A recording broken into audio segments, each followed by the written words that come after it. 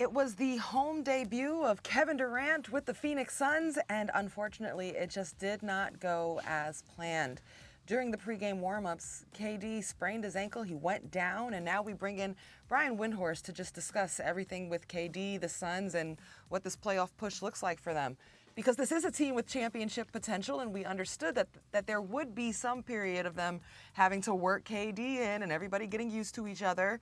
But now, understanding that he has some kind of ankle injury, what is the amount of time needed, and what can they do with the time to properly mesh and gel as a team? Well, Ros, I got to tell you, in the 20 years I've covered the NBA, I've never seen anything like that. I've seen guys who had like sore backs or sore hamstrings already, like a lingering injury, like tighten up on them in training or in pregame workouts, and then not be able to go. I've never seen a guy have a total fresh injury completely knock him out in a single drill like this. Obviously it happens. I've just never seen it pregame. So first off, it's just a crazy freak moment. Being there, obviously there was disappointment amongst the fans who've already waited a month for Durant, but being around the team, I don't think they're too stressed out about this. They know he's going to miss some time. They don't think that it's a severe injury. They think that he'll be able to recover in time to be able to be ready to go for the playoffs, and probably even before then. And the team is really positive about how well he's meshed with it. And obviously you want to get some more repetition. That goes without saying. But like Chris Paul was asked that last night, and he was just like, no, I don't think we have a problem gelling. I think we're going to be in a good place. And I don't think they were putting on airs, Ros. I think they honestly feel really good about where they are. They've won 9 of their last 12 games. They have space behind them in the standings if they take a couple of losses. Their schedule is mostly favorable. All their long road trips are over with.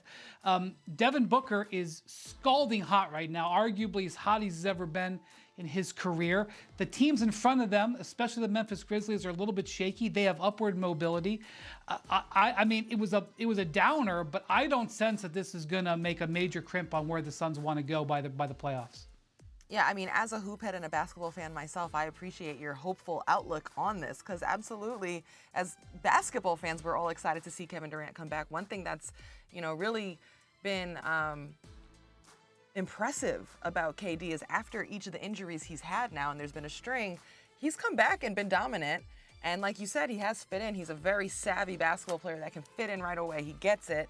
But in the meantime, while he's out, who do you see on the Suns that would need to step up, that can step up and keep him going? Yeah, so, I mean, one of the guys who was terrific after the trades, before Kevin Durant really got going, was Josh Okogie, who was a guy they picked up for a minimum contract in the offseason and has had one of the most impactful months of his career. Now, in the games where KD came back and his role diminished, he was sort of up and down a little bit, but he instantaneously was right back where he left off, being aggressive, going to the basket. That's a really nice pickup for them. And, they have decent depth. Night in and night out, you're not going to maybe see the offensive scoring, but they are a good defensive team. They've been a top 5 or 6 defensive team for most of the year. They're playing a guy they just promoted from a 2-way contract, Ish Wainwright. He was a hero in their win in Dallas on Sunday, and he came off the bench in their win over the Thunder on Wednesday night and had 8 rebounds. Chris Paul is looking as healthy as he has all year. He just had an 18-point game against the Thunder, shot the 3 ball very well. So I actually think that they're in a good place. And like any other team in the Western Conference, all of those teams, with really the exception of the first place Nuggets, have challenges and have questions about them. So I think they just sort of fit right in with the rest of their peers. So does this change the way that you feel that the Suns would finish the season, and perhaps where they finish and line up in the seeding? Well, what's interesting is the way the West is shaking out. Somebody in that, is going to fall into the play-in that's a formidable team with some big-time star players, whether it's Dallas, whether it's the Clippers, whether it's the Lakers, and somebody's going to come through that play-in this year that's got some teeth. And so I'm not sure if the first or second seed is as attractive as it's been in years past. You may not be so bad if you're in the 3 or 4 spot, and that's where the Suns are. So I definitely think, especially if Durant isn't out for the rest of regular season, he can come back and help them get some more wins. I think the Suns are in great position to have home court for the first round, and then after that, I think they like their chances against any of those teams.